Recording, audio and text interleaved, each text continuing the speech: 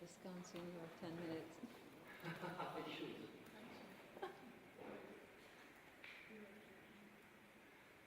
Very fast.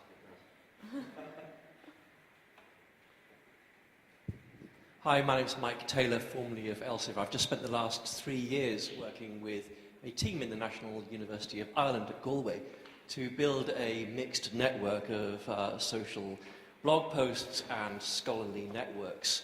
Our intention as the project comes to its conclusion next year is to release the dataset for experimental purposes.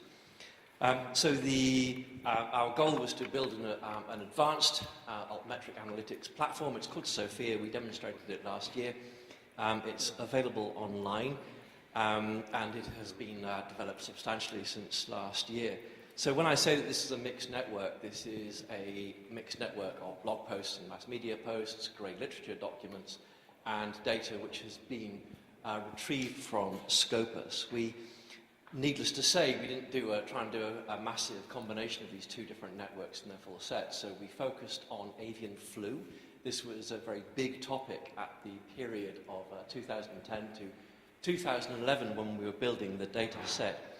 So it's a heterogeneous data set, and the reason we're interested in releasing it is because the folk who work on this in Galway come from a number of different disciplines, but one of the things they have in common is that they're accustomed to using gold standard data sets to do benchmarking and comparison of different tools and different approaches. And we hope that by releasing this knowledge graph of avian flu as a gold standard, that it might be used for people to research and do comparison in different techniques. I have a slide of the various nodes and edges in the data graph that we can explore. It's quite a large set of data.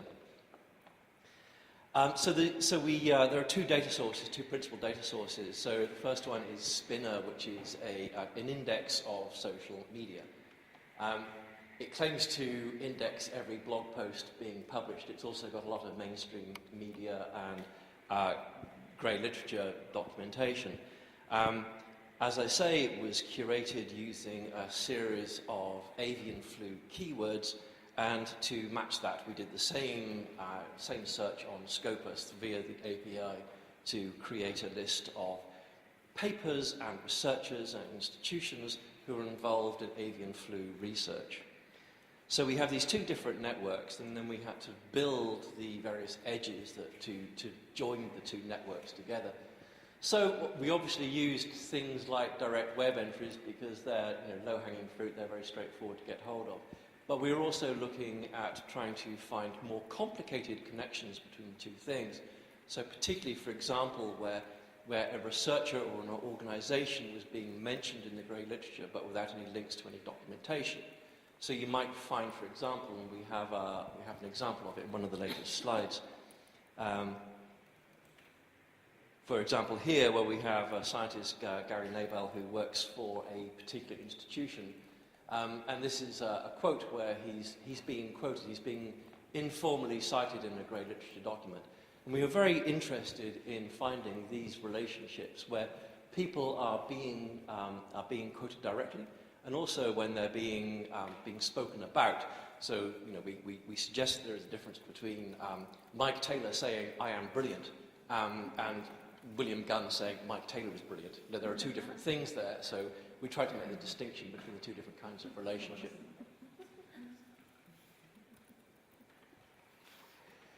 So brilliant, I can't. Okay, so this is a quick slide which gives you an idea of the data set that's available.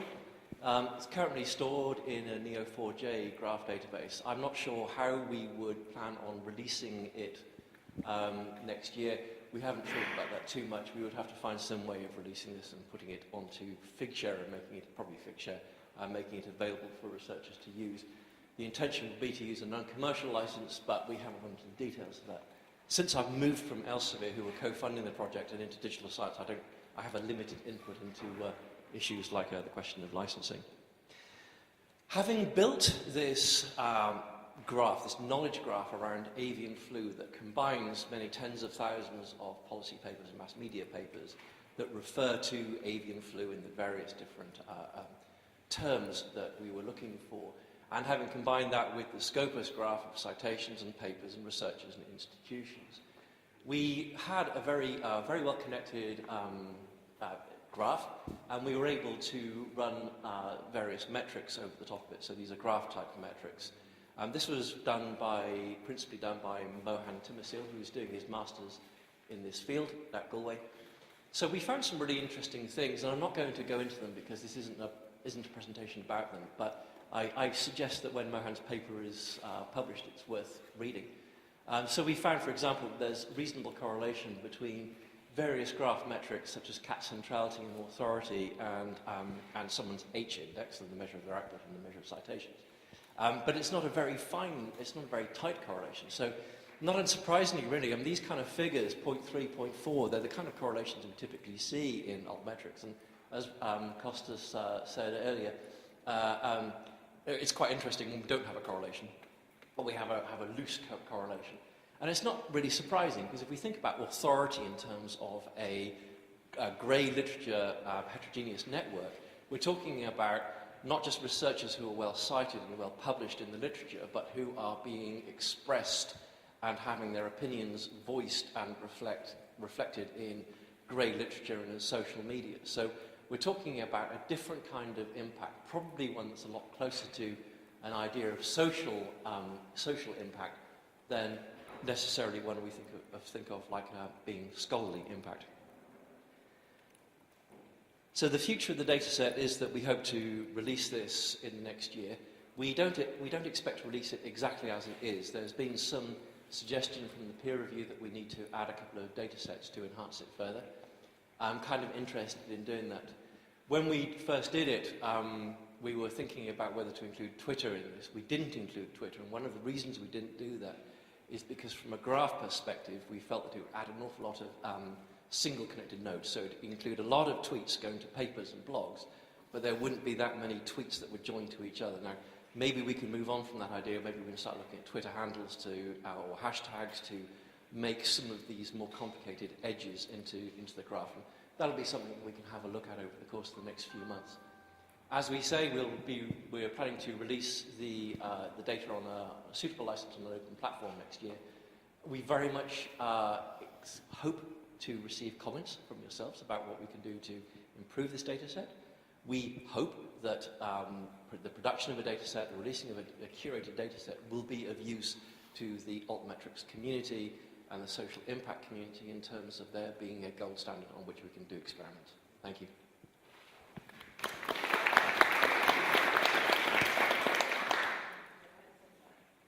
Sorry? Extra time. So, questions? William? So just kind of a first initial comment about how you could make this more useful for researchers. Obviously, not just having the data up there, but having how the data collection was done and how the normalization was done and all those kinds of things wrapped up would be also very useful. Yeah, there are papers that we publish papers about how we collected this data, so there would be an ancillary paper about that. So. Okay, and then code and all that kind of stuff. Yeah, absolutely. We wrote, so when we were making the connections, we used a lot of natural language technology to find mentions of entities and types of mentions that are being made. We used JIT rules, which is customized grammar to look for where people are being talked about, how they're being talked about, that kind of thing. So we actually mined a lot more information out of the data set than we ended up using in the Sophia demonstration. Cool. Because you probably would want to eventually update it. You know, if you're looking to make a gold standard, it needs to be kind of established periodically. Yeah, that's Especially the case. And if you look at something like the Stanford sets, then they're very often released as a fixed set and then are recurated over the course of time. Forget that.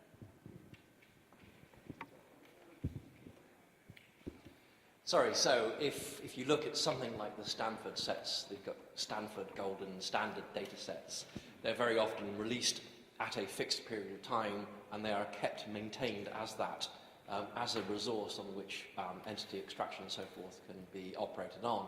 And then at future stages, they might be amended and re-released as an additional, as an upgrade. But it's not a thing that changes very often. So I think that probably as a data set as it is one thing.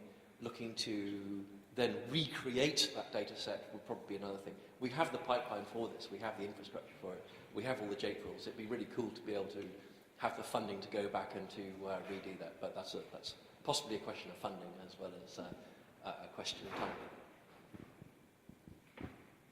Also, maybe there's less interest in Asian flu now than...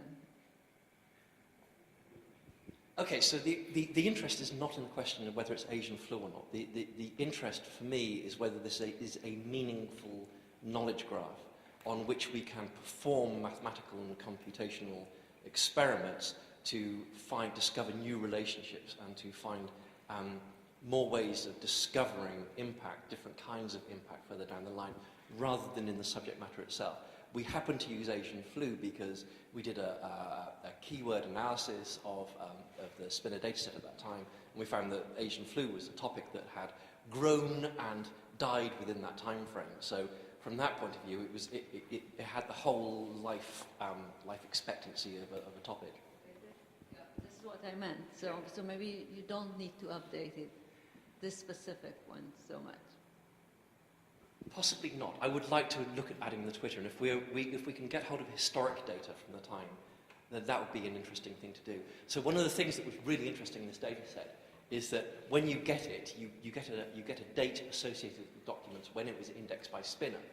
But that's not the same date as when it was first put online. So we were looking for, and it's one of the things that I really want to spend some time on this data set, is looking for time-based impact. So where does the message go from? How does it spread throughout a community? And that's not something yet that, I don't think that's been included in the visualizer yet.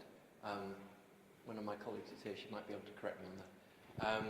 But it might be one of those things which is added over the course of the next 6 months. But it would be quite interesting to pick a subtopic or an individual and then to be able to plot their influence over time.